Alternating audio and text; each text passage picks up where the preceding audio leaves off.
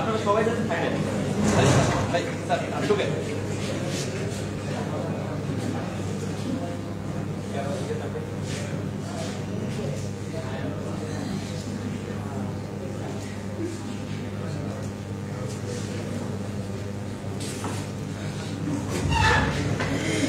ধন্যবাদ। এখন আমাদের মূল আলোচকের আলোচনার পালা। আমরা অধীর আগ্রহ নিয়ে অপেক্ষা করে আছি। ওনাকে নতুন করে পরিচয় করা দেওয়ার মতো আসলে কিছুই নেই। তারপর জাস্ট একটু ফরম্যাটসেন বলে দিই যে উনি প্রথমত দারুল উলুম দেওবন্দ থেকে ওনার পড়াশোনা কমপ্লিট করেছেন।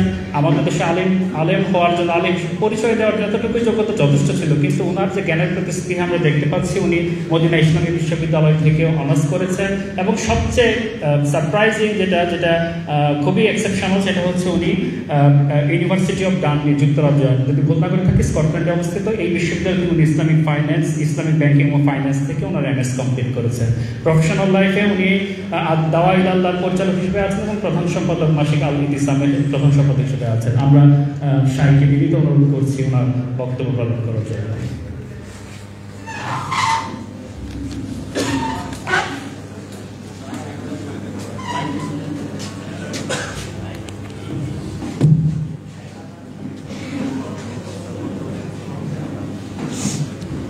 আসসালামু আলাইকুম ওয়া রাহমাতুল্লাহি ওয়া বারাকাতুহু।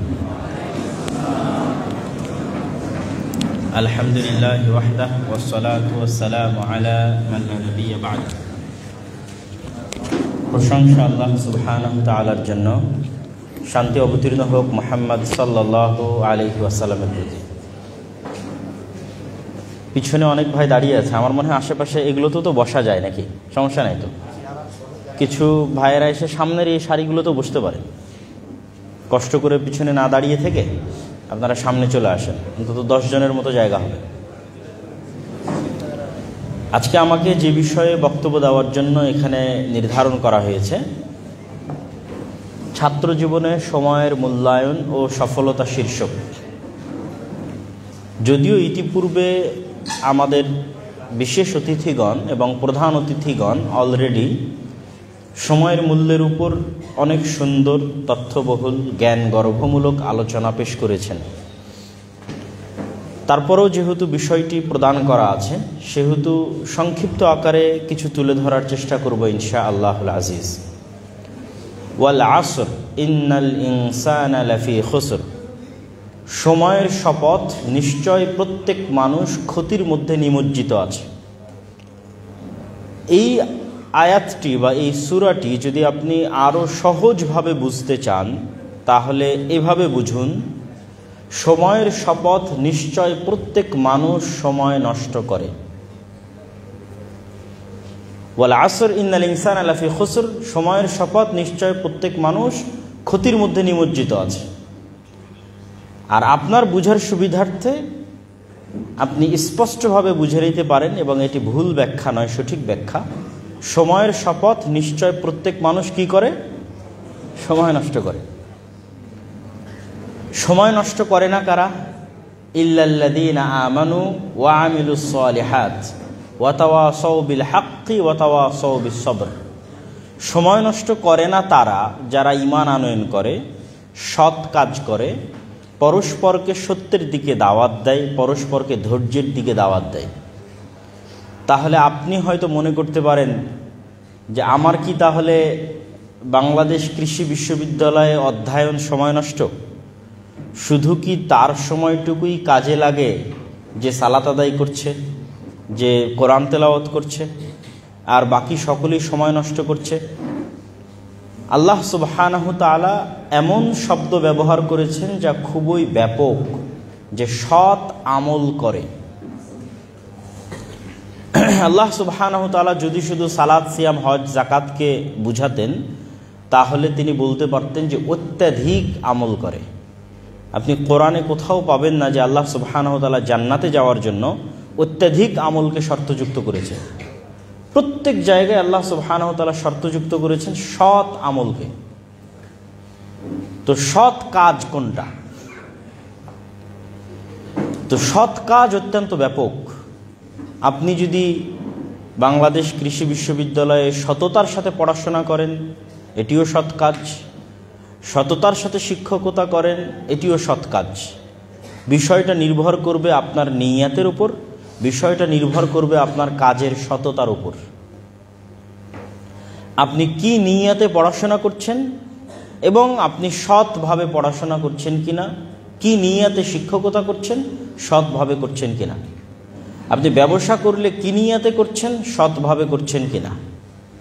একজন ব্যবসায়ী ব্যবসা করছে, সে অনেক টাকা ইনকাম করার পর দুবাইয়ে গিয়ে বাড়ি কিনবে, তারপরে যত অশ্লীলতা, নেশাদার দ্রব্য আছে পৃথিবীতে, আরাম এবং আয়েশের অবৈধভাবে যত মাধ্যম আছে, সবগুলো থেকে সে এন্টারটেইনমেন্ট, বিনোদন গ্রহণ করবে। এটি হচ্ছে তার ব্যবসা বা অত্যাধিক টাকা ইনকামের নিয়ত।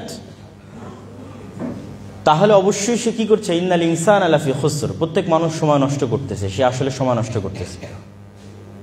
আর যদি সে তার নিয়ত পরিবর্তন করে নেয় যে না, সে অত্যাধিক ইনকাম করে দেশ ও জাতির উপকারের জন্য, আত্মীয় স্বজনের উপকারের জন্য, গরিব মিসকিনের উপকারের জন্য, ইয়াতিম অসহায়ের কল্যাণের জন্য, নিজের সন্তান সন্ততি এবং স্ত্রী পুত্রের কল্যাণের জন্য ব্যয় করবে, তাহলে অবশ্যই যদি সততার সাথে সে ব্যবসা করে থাকে, তাহলে পুরো সময়টা তার কাজে লাগতেছে। এই জন্য ইবনুল কাইয়িম রাহিমাহুল্লাহ সময়ের গুরুত্ব বুঝাতে গিয়ে বলেছেন যে পৃথিবীতে বহু মানুষ 60 বছর, 70 বছর, 80 বছর, 100 বছর জীবন যাপন করবে, কিন্তু কিয়ামতের মাঠে দেখবে সে জীবন যাপন করেছে মাত্র 1 মাস, সে জীবন যাপন করেছে মাত্র 1 ঘন্টা, সে জীবন যাপন করেছে মাত্র কয়েক সেকেন্ড। এটি কিভাবে? ততটুকুই কাউন্ট হবে যতটুকু সৎ, বাকি সব তো সময় নষ্ট। ফলত সে বেঁচেছে 60 বছর, জীবন যাপন করেছে 100 বছর, কিন্তু প্রকৃত অর্থে সে বেঁচে ছিল, পৃথিবীতে জীবন যাপন করেছিল মাত্র 1 মাস।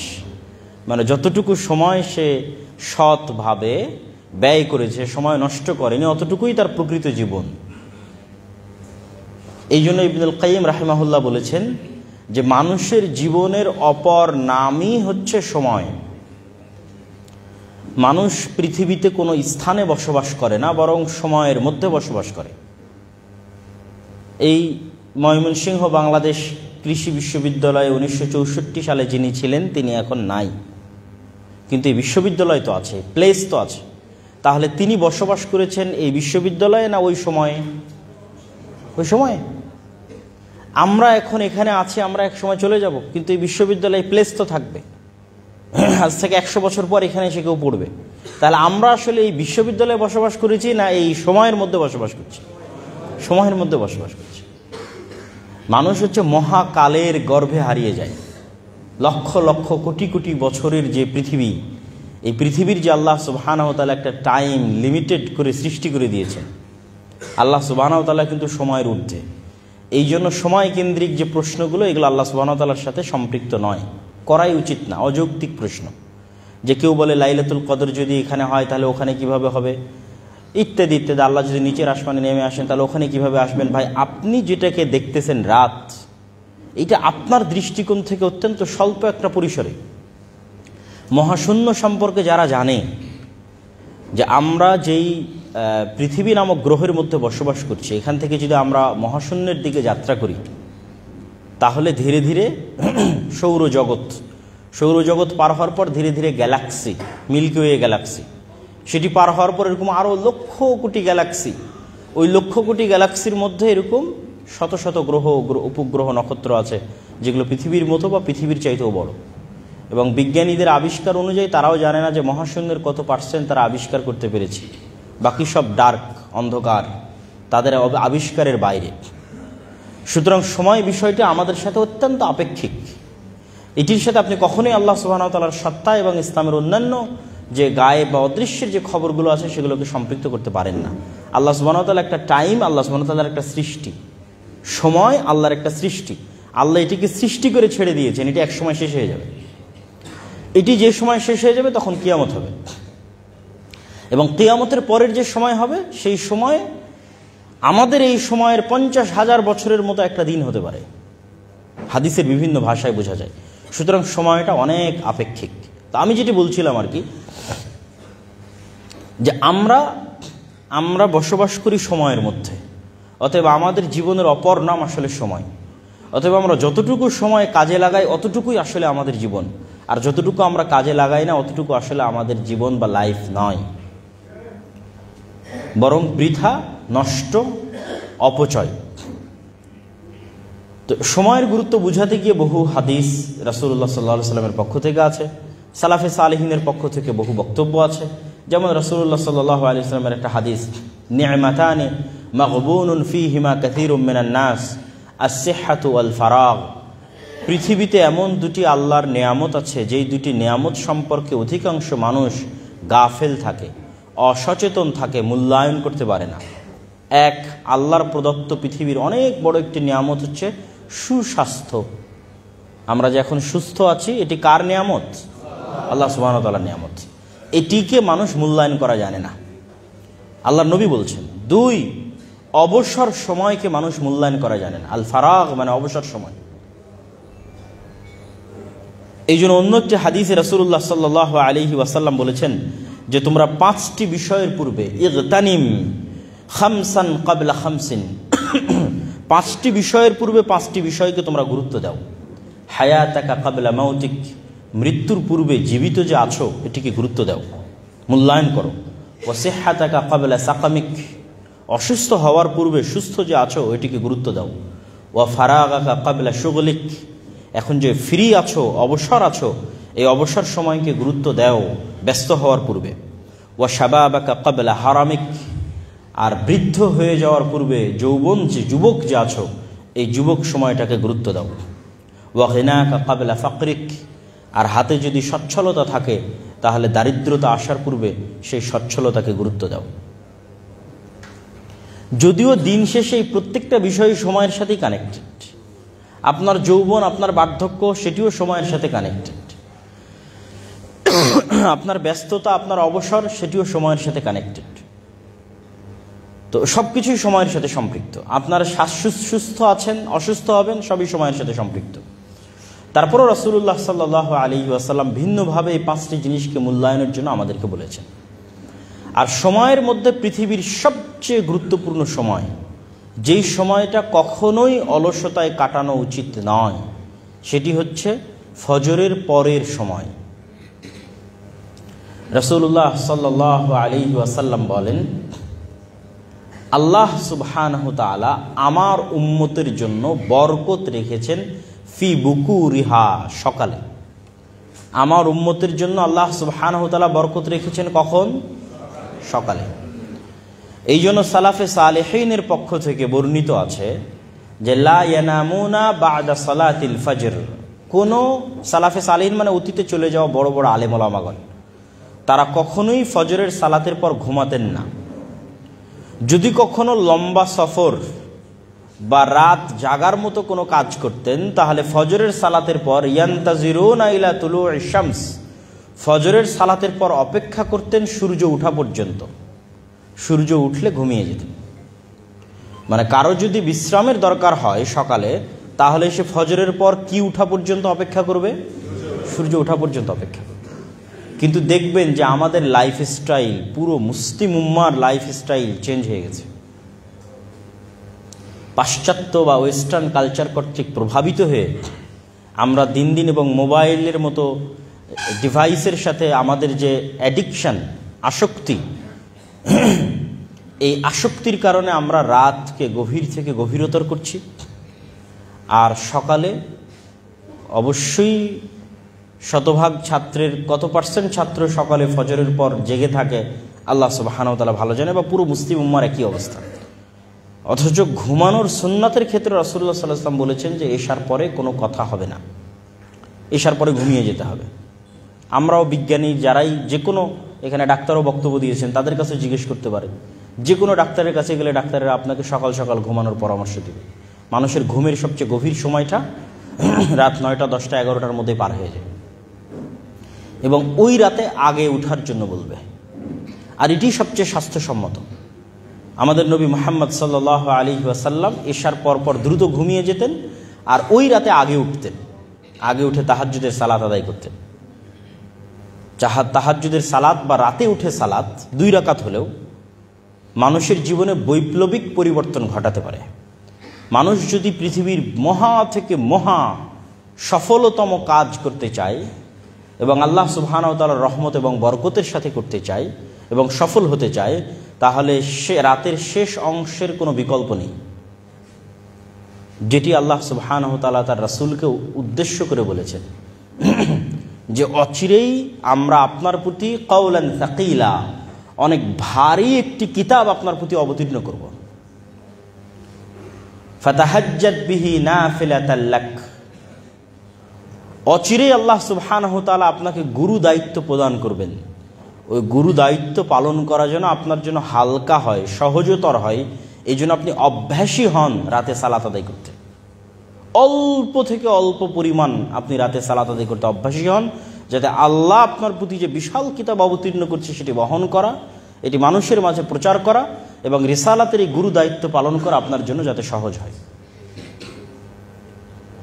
এবং বর্তমান পৃথিবীতেও যারা সাকসেসফুল সফল মানুষ আছে, তাদের অধিকাংশের 90% অধিকাংশের আপনি ঘুম থেকে উঠার ডাটা যদি চেক করেন গুগলে সার্চ দিয়ে যে তারা কখন ঘুম থেকে ওঠে, তাহলে আপনি দেখবেন যে বেশিরভাগ আপনাদের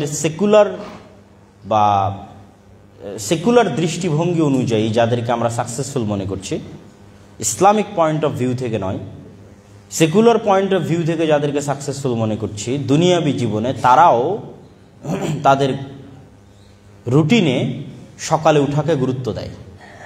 তারা সালাত আদায় করুক অথবা না করুক, ভোর 5টা ভোর 6টা, যে যত দ্রুত সম্ভব উঠার চেষ্টা করে।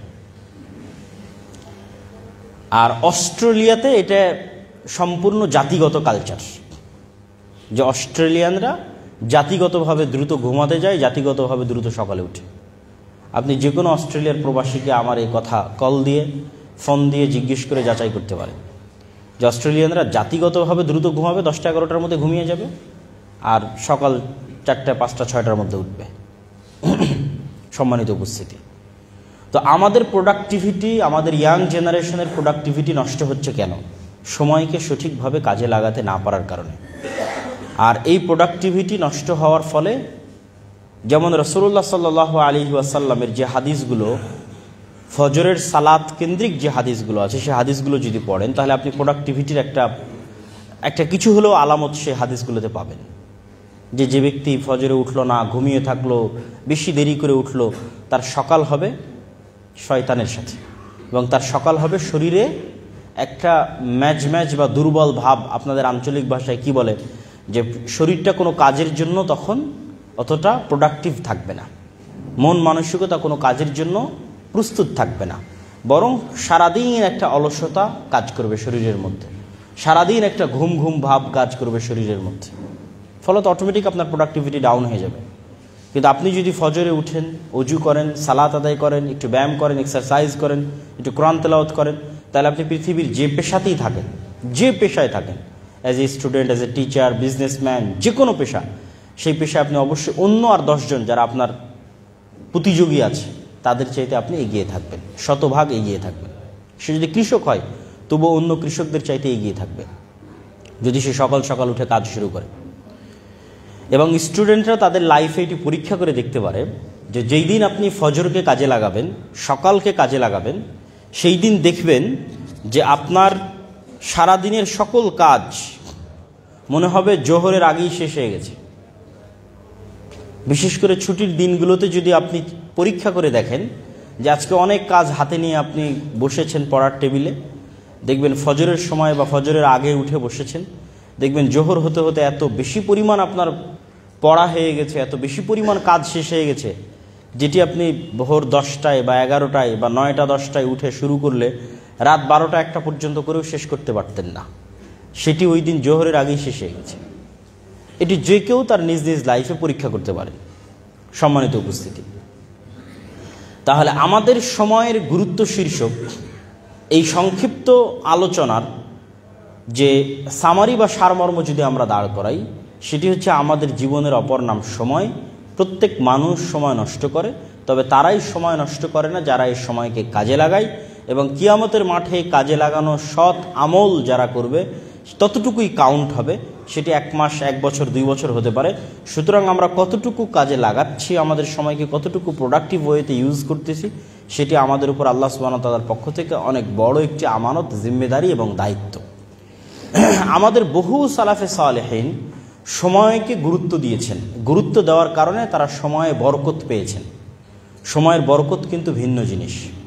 যেমন ইমাম তাবারি, একজনের নাম বলি, ইমাম তাবারি রাহিমাহুল্লাহ, যার তাফসিরে তাবারি আছে, যার তারিখ তাবারি আছে, তার যত লিখিত গ্রন্থ আছে আপনি যদি এখন জমা করেন তো আপনার ব্রেন এটা ধরবে না, যে ব্রেন কাজ করবে না যে ওনার লাইফকে যদি আপনি ওনার বইয়ের পাতা অনুযায়ী ভাগ দেন, একদম জন্মের পর থেকে ধরেও যদি উনি যত পৃষ্ঠা লিখেছে অত পৃষ্ঠাকে ওনার লাইফের প্রতিটা দিন অনুযায়ী ভাগ দেন, তবুও দিনে যত পৃষ্ঠা পড়ে মানুষ সকল কাজ বাদ দিয়ে, খাওয়া দাওয়া নামাজ কালাম সব কিছু বাদ দিয়েও যদি লেখে তবুও লিখতে পারবে না। এটা একজন ইমামের নাম বললাম, তার বই প্রকাশ করা একক একজন লাইব্রেরির পক্ষেও হিমশিম খেতে হবে, যে তার সকল বই একক একজন লাইব্রেরির মালিক প্রকাশ করবে। 300 থেকে 350 বইয়ের লেখক তিনি। তাহলে কিভাবে তিনি সময়কে কাজে লাগাতেন, তার সময় কিভাবে কাজে লাগতো, কিভাবে তিনি সময়ের বরকত পেয়েছেন। আমাদের নবী মুহাম্মদ সাল্লাল্লাহু আলাইহি ওয়াসাল্লাম তার 23 বছরের জীবনে কিন্তু পরিপূর্ণ বরকতে পরিপূর্ণ। পৃথিবীর ইতিহাসে এত অল্প সময়ের মধ্যে এত বিশাল বিপ্লব কেউ সাধিত করতে পারেনি, এবং এত প্রভাব বিস্তারকারী বিপ্লব যে পৃথিবীতে এত দীর্ঘকালব্যাপী এতটা প্রভাব ধরে রাখবে, অথচ মাত্র সময় মাত্র 23 বছর। তো সময়ের বরকত সম্পূর্ণরূপে ভিন্ন জিনিস। এই সময়ের বরকতটা পেতে হলে আপনাকে টাইম ম্যানেজমেন্ট করা শিখতে হবে। আর টাইম ম্যানেজমেন্টের জন্য 5 ওয়াক্ত সালাতের বিকল্প পৃথিবীতে নাই। যে টাইম ম্যানেজমেন্টের যত টাস্ক, যত টুলস, যত পদ্ধতি, যত ওয়ে যাই বলেন না কেন, 1 নম্বরে থাকবে 5 ওয়াক্ত সালাত, যদি কেউ প্রপারলি সেটিকে প্রয়োগ করতে পারে। প্রত্যেক ওয়াক্তের সালাত আপনার জন্য একটা রিমাইন্ডার হিসেবে কাজ করবে। আপনি হয়তো ক্রামবোর্ড খেলায় ব্যস্ত আছেন, হয়তো কোনো একটা দেখা যাচ্ছে বাংলাদেশ ক্রিকেট বা এরকম কোনো একটা ফুটবল খেলা হয়তো দেখছেন, কিন্তু আপনি সালাতকে টপ প্রায়োরিটি দেন। যদি এই কাজগুলো ঠিক না, কিন্তু দেখবেন ওই যে সালাতের জন্য আপনি উঠে গেলেন, সালাতটা না থাকলে আপনি এটা ঘন্টার পর ঘন্টা দেখতেই থাকতেন। হয়তো নেটফ্লিক্সে কোনো মুভি দেখছেন, ঘন্টার পর ঘন্টা দেখতেই থাকছেন, সময় নষ্ট হয়ে যাচ্ছে, আপনি বুঝতে পারছেন না। কিন্তু সালাতকে যদি টপ প্রায়োরিটি দেন, তাহলে প্রত্যেক ওয়াক্ত সালাত আপনার জন্য রিমাইন্ডার যে আমি এতক্ষণ কি করছিলাম, এখন কি করব। এই প্রশ্নটা করার অন্তত সময় এবং সুযোগ আপনি নিজেকে পাবেন। শয়তান কিন্তু চায় যে আপনি যেন কখনোই নিজেকে এই প্রশ্নটা করার সুযোগ না পান। এটি শয়তানের চাওয়া, যে আপনি কি করছেন, কি করবেন, এই প্রশ্নটা নিজেকে করার সুযোগ যেন আপনি না পান। এই জন্য শয়তান সারা পৃথিবীকে চাকচিক্য দিয়ে সাজিয়ে রেখেছে। অমাল হায়াতুদ দুনিয়া ইল্লা মাতাউল গুরুর। আর সেই চাকচিক্য, এন্টারটেইনমেন্ট, বিনোদনের রাস্তা এখন পৃথিবীতে আরও বেশি হয়ে গেছে। ফলত কোরআনের এই আয়াত যে দুনিয়া একটি ধোঁকার বস্তু মাত্র, আর এই ধোঁকা শয়তান আমাদেরকে দেয়, এটি এখন আরও বেশি প্রযোজ্য। যেটি কোরআনের অন্য আয়াত দিয়ে আরও স্পষ্ট হয় যে আলহাকুমুত তাকাসুর হাত্তা যুরতুমুল মাকাবির। পৃথিবীর এই চাকচিক্য সৌন্দর্য তোমাদেরকে এমনভাবে পাগল বানিয়ে রাখবে যে তোমরা যে মারা যাবে এই কথাটা তোমরা ভুলে যাবে। এবং আমরা অধিকাংশ মানুষই ভুলে থাকি যে আমরা মৃত্যুবরণ করব। কেন? এই পৃথিবীর চাকচিক্য আমাদেরকে এমনভাবে নেশাগ্রস্ত করেছে যে আমাদের এটি স্মরণ করার মতো সময় নাই যে আমরা মারা যাব। তাহলে কখন আমরা এটি স্মরণ করতে পারবো? যখন আমরা কবরে যাব। হাত্তা যুরতুমুল মাকাবির। নিজে যখন কবরে যাব তখন আমার মনে হবে যে আমি সময় নষ্ট করেছি। নিজে যখন কবরে যাব, নিজে কবরে যাওয়ার আগ পর্যন্ত মৃত্যুর মতো সত্য বাস্তবতাকে মানুষ ভুলে থাকে। কে ভুলে রাখে? শয়তান ভুলিয়ে রাখে। ফলত তাদের জন্য এবং আমাদের জন্য সময় নষ্ট করা অনেক সহজ হয়ে যায়। সম্মানিত উপস্থিতি, আজকে পুরো মুসলিম উম্মাহ যে সমস্ত কাজে সবচেয়ে বেশি সময় নষ্ট করছে, যে সময় নষ্টগুলো করার কারণে তারা সামনের দিকে এগিয়ে যেতে পারছে না, তাদের প্রোডাক্টিভিটি বাড়াতে পারছে না, তার মধ্যে 2-1টা বিষয় উল্লেখ না করলেই নয়। যেমন মুসলিম উম্মাহ প্রোডাক্টিভিটির চাইতে পরস্পরের প্রতি হিংসা বিদ্বেষ এবং পরস্পরের প্রতি যে ছোট মন মানসিকতার পরিচয়, এটির পিছনে অনেক সময় নষ্ট করে। ব্যাকবাইটিং, গিবত, আড্ডা, আলোচনা, গালিগালাজ, বিশেষ করে গণতান্ত্রিক রাজনীতির কারণে মুসলিম উম্মার মধ্যে এই স্বভাবটি ব্যাপকভাবে ভাইরাসের মতো ছড়িয়ে পড়েছে এবং এটিতেই আমরা সবচেয়ে বেশি সময় নষ্ট করি। আমরা এক জায়গায় একত্রিত হলে আমাদের মধ্যে কখনোই প্রোডাক্টিভ কোনো বিষয় নিয়ে আলোচনা হয় না, জ্ঞান কেন্দ্রিক কোনো বিষয় নিয়ে আলোচনা হয় না। শুধু সেকুলার নয়, যারা মুসলিম প্র্যাকটিসিং তাদের মধ্যেও যখন তারা একত্রিত হয় তখন তারা কোরআনের একটা আয়াত নিয়ে আলোচনা করবে, হাদিসের একটা অনুবাদ নিয়ে আলোচনা করবে, তাফসির নিয়ে আলোচনা করবে না। আজকে কি বলল, কার বিরুদ্ধে কে কোথায় কি লিখলো, বাস এগুলো নিয়ে আলোচনা এবং এগুলোর পিছনে সময় নষ্ট। ফলত প্রকৃত কাজে সে কখনোই মনোযোগ দিতে পারে না, জাতি গঠনমূলক কাজে সে কখনোই কোনো ভূমিকা রাখতে পারে না। এবং মুসলিমদের পিছিয়ে থাকার অন্যতম একটি বড় কারণ হচ্ছে এই অন্তর্দ্বন্দ্ব, অন্তর্কলহ, পারস্পরিক হিংসা এবং বিদ্বেষ। এটি থেকে আমাদের বেরিয়ে আসতে হবে এবং আমাদের মাথায় রাখতে হবে আমি যে কাজটা করছি এই কাজটা আমার কি উপকারে দিবে, আমার দেশ ও জাতির কি উপকারে দিবে, আমার উম্মাহ মুসলিম উম্মার কি উপকারে দিবে, দিন শেষে কি ভ্যালু অ্যাড করবে, আমার নিজস্ব পার্সোনাল ক্যারিয়ারে কি ভ্যালু অ্যাড করবে, অথবা আমার দেশ জাতি, আমার ইউনিভার্সিটি, আমার প্রতিষ্ঠান, আমার মুসলিম জাতির ক্যারিয়ারে কি ভ্যালু অ্যাড করবে আমার এই কাজটা। তখন আপনি বুঝতে পারবেন আপনি অনর্থক সময় নষ্ট করছেন না আসলেই প্রকৃত কোনো কাজ করতেছেন। আর মুসলিম উম্মাহ সবচেয়ে বেশি যেই বিষয়টিকে কম গুরুত্ব দিয়ে থাকে আর যেটিকে বেশি গুরুত্ব দেওয়া উচিত সেটি হচ্ছে জ্ঞানার্জন, পড়া, অধ্যয়ন। আমি ইউকেতে প্রায় 1 বছর ছিলাম। সেখানে যখনই যে কোনো দিন যে কোনো বাস, ট্রেন, পার্ক, যেখানেই যাই না কেন সেখানে কাউকে না কাউকে আপনি দেখবেন বই হাতে আছে এবং বই পড়তেছে। জাতিগত অভ্যাস বই পড়া, এবং তাদের দেখে আমি নিজে অনুপ্রাণিত হতাম যে আমাকেও পড়া উচিত। সফরে বের হয়েছি তো কি হয়েছে, আমার হাতেও একটা বই থাকা উচিত। এবং অনেক বই আমি ওই ইউকেতে থাকা অবস্থায় গাড়িতে, ট্রেনে, বিমানে পড়তে পড়তে শেষ করেছি। কিন্তু বাংলাদেশে আসার পর বাংলাদেশে এখন পর্যন্ত কোথাও চোখে পড়েনি যে আরেকটা মানুষ বই পড়তেছে।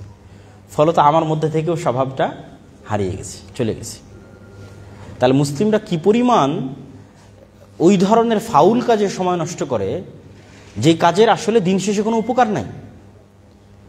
জ্ঞান অর্জন তো প্রকৃত ইনভেস্টমেন্ট।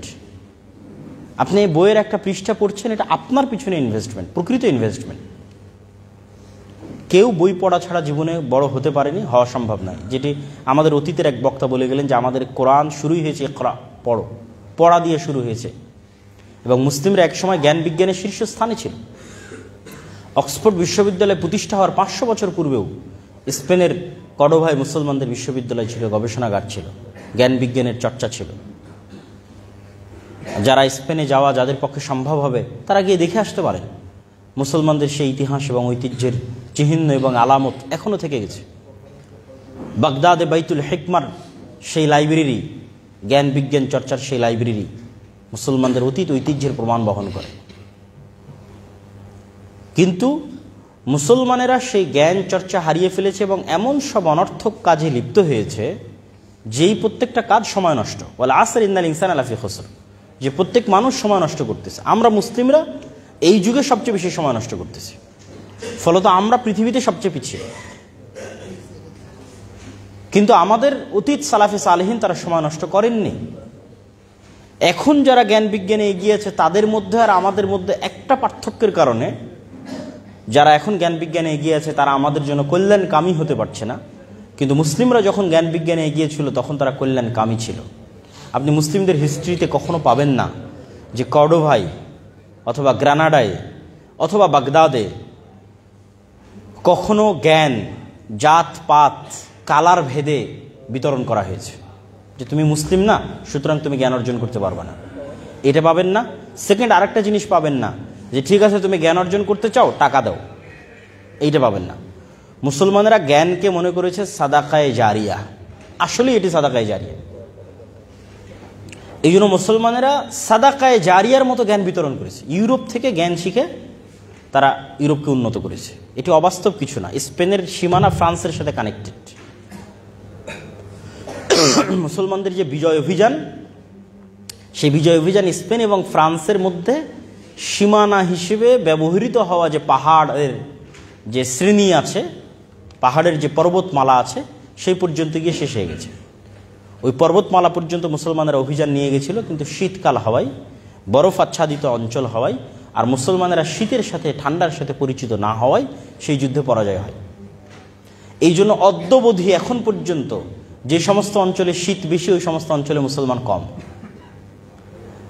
কেননা ইসলামের যেখানে উত্থান হয়েছে সেটি শীতপ্রবণ অঞ্চল ছিল না, গরম প্রবণ অঞ্চল। ফলত মুসলমানরা ওই সমস্ত জায়গায় দ্রুত বিজয় করতে পেরেছে যেগুলো তাদের আবহাওয়ার সাথে বেশি কানেক্টিং ছিল, তাদের আবহাওয়ার সাথে বেশি সুইটেবল ছিল, ওগুলোই তারা বেশি বিজয় করতে পেরেছে। তো ওই স্পেনের সীমানার সাথে ফ্রান্সের সীমানা কানেক্টেড। তো স্পেনে যখন মুসলমানেরা জ্ঞান বিজ্ঞানের কেন্দ্র, তখন শতভাগ ফ্রান্স ইতালি থেকে মানুষজন ওখানে এসে জ্ঞান শিখে গেছে।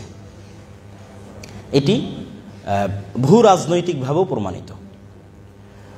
কিন্তু এখন যাদের কাছে জ্ঞান বিজ্ঞান আছে তারা বলতেছে তুমি শিখতে চাও, টাকা দিতে হবে। আপনি ইউরোপের একটা বিশ্ববিদ্যালয়ে 1 বছরের একটা মাস্টার্স কোর্স যদি স্কলারশিপ না পান কত টাকা লাগে আপনারাই জানেন, সার্চ দিয়ে দেখতে পারেন কত লাগে। বাংলাদেশের ইউনিভার্সিটির র্যাঙ্কিং অনুযায়ী 30, 32, 40, 45, 50 লক্ষ পর্যন্ত লাগতে পারে অনলি 1 বছর।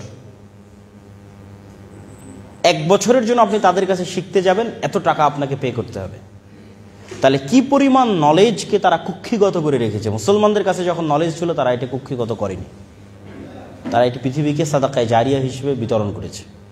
তো আমরা যেটি বলছিলাম, তো এই কুক্ষিগত করার পিছনের আমাদেরও দায় আছে। কেন? আমরা সময় নষ্ট করি। আমরা মুসলমানেরা আমাদের সময়কে প্রোডাক্টিভ ওয়েতে কাজে লাগাই না, কিন্তু তারা লাগায়। আপনি যদি কাউকে দেখে শিক্ষা না পান, তাহলে অবশ্যই ইহুদিদেরকে দেখে আপনি শিক্ষা নিতে পারেন। আমি প্রায় বক্তব্যে ইহুদিদের কথা বলি, তার মানে আমি ইহুদিদের প্রশংসা করছি না। ইহুদিদেরকে আল্লাহ সুবহানাহু ওয়া তাআলা কোরআন মাজিদে বলেছেন তারা অভিশপ্ত জাতি। কতটা জঘন্য নিকৃষ্ট জাতি হলে বাশার আল আসাদ পালিয়ে যাওয়ার পর এখন পর্যন্ত 500টার মতো স্থাপনায় ইসরায়েল হামলা চালিয়েছে। পৃথিবীর কারো অনুমতি লাগেনি, পৃথিবীর কাউকে জিজ্ঞাসা করা লাগেনি। তাহলে দুনিয়াকে তারা কি পরিমাণ মগের মুল্লুক মনে করে যে অন্য একটা দেশের সীমানায় without any question, without any permission, না জাতিসংঘ না আমেরিকা, গত 24 ঘন্টায় 500-র অধিক স্থাপনায় হামলা চালিয়েছে। কি পরিমাণ উগ্র এবং কি পরিমাণ অভিশপ্ত হলে এটি হতে পারে। কিন্তু তাদের প্রশংসা করছি বা তাদের কাছে শিখার কথা বলছি কোন জায়গায়, যে পৃথিবীর বাস্তব রহস্য খ্রিস্টানরাও জানে না। এই জন্য আপনি খ্রিস্টানদেরকে পাবেও যেতে দেখবেন, বারেও যেতে দেখবেন। পাবে গিয়ে জুয়া খেলবে, বারে গিয়ে মদপান করবে, 1 সপ্তাহে যা ইনকাম করবে 2 দিনের উইকেন্ডে তা শেষ করে দিবে গার্লফ্রেন্ডের পিছনে বা আর যে কারো পিছনে। মানে তাদের কাছে পৃথিবীর বাস্তবতা সম্পর্কে তারা অজ্ঞ। এই জন্য আল্লাহ তাদেরকে বলেছে ওয়ালাদ-দাল্লিন। ফলত আপনি তাদের সাথে উঠা বসা করলে আপনি কিছু প্রশ্নবিদ্ধ হবেন না। আপনার মনে হবে যে আমি তো যেমন লাইফ লিড করছি সেও তো তেমন লাইফ লিড করছে। বাট যখন আপনি একটা ইহুদির কাছে যাবেন, আপনার হালালের বিধিবিধানের চেয়ে তোর হালালের বিধিবিধান কঠোর। ও আপনার দেওয়া খাবারও খাবে না, বলবে এটা হালাল না। কি পরিমাণ ওর দিনকে কঠোরভাবে মানতে পারে আপনি একটা ইহুদির সাথে না মিশলে বুঝবেন না। আপনি দাড়ি রাখতে হেজিটেট ফিল করেন, ও চুল পরিমাণ হেজিটেট ফিল করেন। ভাই যে গত 24 ঘন্টায় 500টা জায়গায় বম মারতে হেজিটেট করেনি, ও দাড়ি রাখতে হেজিটেট করবে, চুল পরিমাণ হেজিটেট করে না। কিন্তু আপনি দাঁড়িয়ে হলে আমাকে মনে হয় জঙ্গি বলবে, সন্ত্রাসী বলবে। তাহলে কি পরিমাণ হীনম্মনতায় ভুগে মুসলিম উম্মাহ আপনি কল্পনা করতে পারবেন না একটা ইহুদির সাথে যখন মিশবেন, যে সে কি পরিমাণ কট্টর হতে পারে, কি পরিমাণ অ্যাগ্রেসিভ হতে পারে তার নিজের দিনের উপর, তার নিজের বিশ্বাসের উপর। এবং ওর কাছে পৃথিবীর বাস্তবতা ভিন্ন। ওই আর একটা খ্রিস্টানের মতো না যে খাবো দাবো ফুর্তি করবো শেষ করবো, এটা না। নির্দিষ্ট একটা লক্ষ্য আছে, নির্দিষ্ট একটা উদ্দেশ্য আছে। পৃথিবী জয় করতে হবে, পৃথিবী শাসন করতে হবে। আমরা একমাত্র পৃথিবীর প্রভু, আমরা হচ্ছে চোজেন বাই দ্য গড, আল্লাহ কর্তৃক বাছাইকৃত, বাকি সব আমাদের গোলাম। নাউজুবিল্লাহি মিন যালিক। এই জন্য বাকি কাউকে হত্যা করা গুনাহ মনে করে না। তো কিন্তু ওদের কাছে গেলে আপনি ধাক্কা খাবেন। ইহুদিদের কাছে গেলে আপনার মনে প্রশ্ন আসবে যে সারা পৃথিবী থেকে আমাকে শেখানো হলো যে আমার সন্তান হতে হবে, ছেলে হোক মেয়ে হোক 2টি, কিন্তু প্রত্যেকটা ইহুদির কেন 7টা 8টা 10টা করে সন্তান? প্রশ্নবিদ্ধ হবেন, আরও বহু ধাপে ধাপে প্রশ্নবিদ্ধ হবেন। সারা পৃথিবীর প্রত্যেকটা স্কুলে, এমনকি ইংল্যান্ডের প্রত্যেকটা স্কুলে LGBTQ শেখানোর জন্য সিলেবাস দেওয়া আছে, অর্থ ব্যয় করা হচ্ছে, কিন্তু কোনো ইহুদি স্কুলে LGBTQ নাই। কেন নাই? সারা পৃথিবীতে তারা সুদি কারবার করতেছে, তারা নিজেরা নিজেদের মধ্যে কেন সুদি লেনদেন করে না? এরকম অসংখ্য প্রশ্ন আপনি পাবেন যখন তাদের সাথে আপনি উঠা বসা করবেন। তখন আপনি বুঝতে পারবেন যে কেন আপনাকে আপনার দিনের উপর কট্টর হতে হবে। মুসলমানরা যদি বেশি সেকুলার হতে চায়, এখন যে পরিমাণ যে সেকুলার দেখায় নিজেদেরকে, যে আমরা অনেক উদার, আমার এক গালে মারলে আমরা আর এক গাল পেতে দেই, ঠিক আছে ভাই এ গালও একটু মেরে নেন, এইটা দিয়ে সামনের পৃথিবী চলতে পারবেন না। আপনার পার্শ্ববর্তী দেশ একটা ভ্রান্ত মতবাদের উপর কট্টর, যে কোনো প্রকার লজিকে এটি ভ্রান্ত। সেই ভ্রান্ত মতবাদের উপর সে কট্টর। কতটা কট্টর আপনারা পেপার পড়ছেন, নিউজ পেপার পড়ছেন, পড়ে আপনারা ফেসবুকে মজাক করতেছেন, বাট আল্লাহর কসম বলতেছি এটা মজাক না, এটা তাদের বাস্তবতা। কেন আমি নিজেও ভারতে ছিলাম, 3 বছর ছিলাম।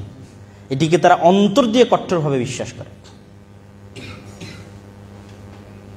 কিন্তু আমরা মনে করতেছি না এটা মজাক, হয়তো হাসি ঠাট্টার ছলে বলতেছে যে এত মিনিটের মধ্যে ঢাকা দখল হয়ে যাবে, এত মিনিটের মধ্যে এই হয়ে যাবে, সেই হয়ে যাবে। এগুলো মজাক না, তারা ওইভাবেই কট্টরভাবে বিশ্বাস করে অখণ্ড ভারতের থিওরিতে। ঠিক ইহুদিরা তাদের নিজ দিনের উপর কট্টর, এবং বহু ইউরোপিয়ান কান্ট্রিতে ডানপন্থী কট্টর খ্রিস্টানেরা ক্ষমতায় আসতেছে।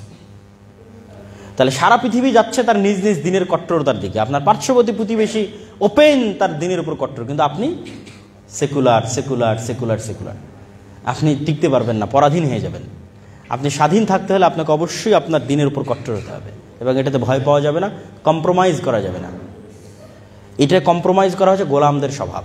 আমরা যেহেতু 190 বছর ব্রিটিশদের গোলামি করেছি, ফলত ওইটা আমাদের রক্তে রক্তে মিশে আছে। তো সম্মানিত উপস্থিতি, আমি আমার বক্তব্য দীর্ঘায়িত করতে চাই না, আমি 2-1 মিনিটের প্রশ্ন উত্তরের জন্য দিতে চাই। সংক্ষিপ্ত আলোচনায় যেটি বোঝাতে চাইলাম যে সময়ের গুরুত্বের বিষয়ে আমাদের কোরআনে, আমাদের হাদিসে যেই পরিমাণ আয়াত এবং হাদিস আছে, আমাদের অতীত সালাফে সালেহীন যে পরিমাণ সময়কে কাজে লাগিয়েছে, এখনকার মুসলিম উম্মাহ সবচেয়ে বেশি সময় নষ্ট করতেছে, না দিনই না দুনিয়াবি। আমরা দুনিয়াবি জগতেও পিছিয়ে। আপনি বাংলাদেশের শিক্ষার সাথে ভারতের শিক্ষার তুলনা করেন। ভারতের যে অঞ্চলগুলো, বিশেষ করে বেঙ্গলোর, সেকেন্ড সিলিকন ভ্যালি এই সাবকন্টিনেন্টে, এগুলো পরিশ্রম ছাড়া হচ্ছে না। অবশ্যই সময়কে কাজে লাগানোর মাধ্যমে তারা এগিয়ে যাচ্ছে। আর আমরা এই দল ওই দল, রাজনীতি, মারামারি, গণ্ডগোল, ক্ষমতা, কামড়াকামড়ি, এই করতে করতেই দিন শেষ। 2-3টা জিনিসের পিছনে আমাদের যুবক সমাজ বেশি সময় নষ্ট করতেছে, যা বক্তব্যের মধ্যে তুলে ধরলাম। আবারও সামারি বলি, 1, ডিভাইস অ্যাডিকশন তথা মোবাইল বা এই জাতীয় Facebook, YouTube, Twitter, Instagram, TikTok সময় নষ্ট। 2, নেশাদার দ্রব্যের মধ্যে সময় নষ্ট। 3, পাওয়ার প্র্যাকটিস তথা রাজনীতি, গণতান্ত্রিক রাজনীতি। এই গণতান্ত্রিক রাজনীতির ক্ষমতার নেশা যার মধ্যে একবার পেয়ে বসে, ওটাও আর এক নেশার মতো, ওটাও আর এক আফিমের মতো। সেখান থেকে বেরিয়ে আসতে পারে না, একাডেমিক লাইফে ফোকাস করতে পারে না।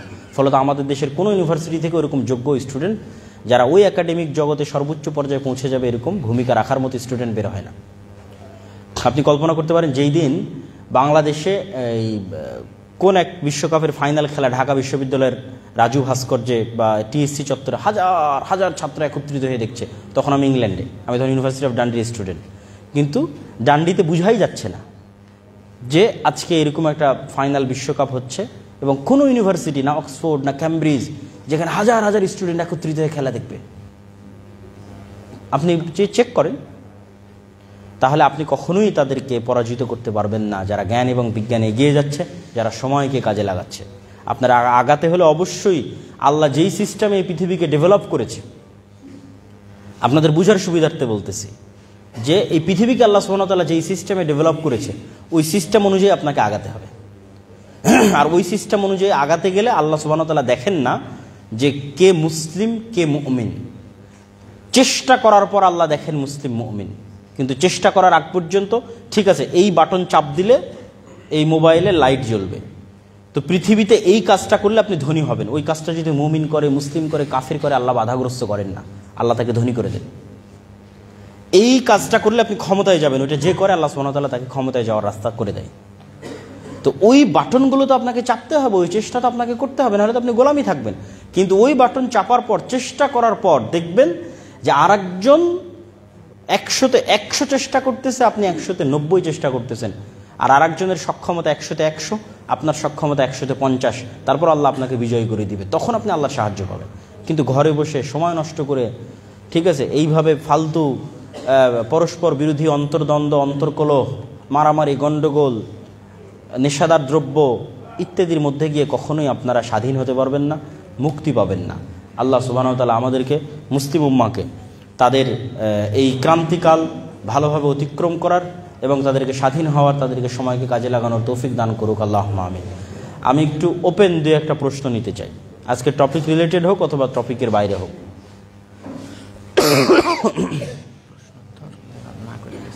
আচ্ছা, ঠিক আছে।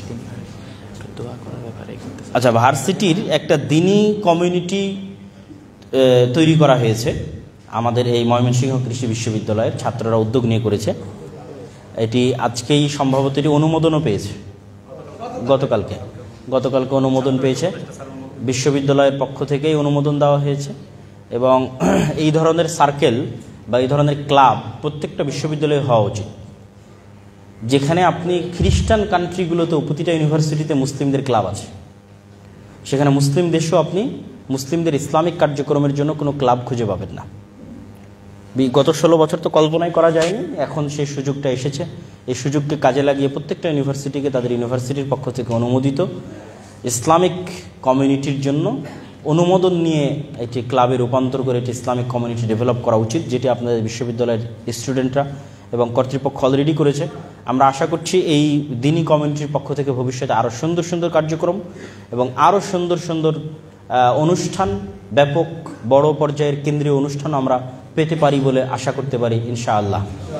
এবং আল্লাহ সুবহানাহু ওয়া তাআলা এই দ্বীনি কমিউনিটিকে কবুল করুক। আজকের এই অনুষ্ঠান যারা আয়োজন করেছে এবং আজকের এই অনুষ্ঠানে ছাত্র, আচ্ছা, একজন ছাত্র মারা গেছে,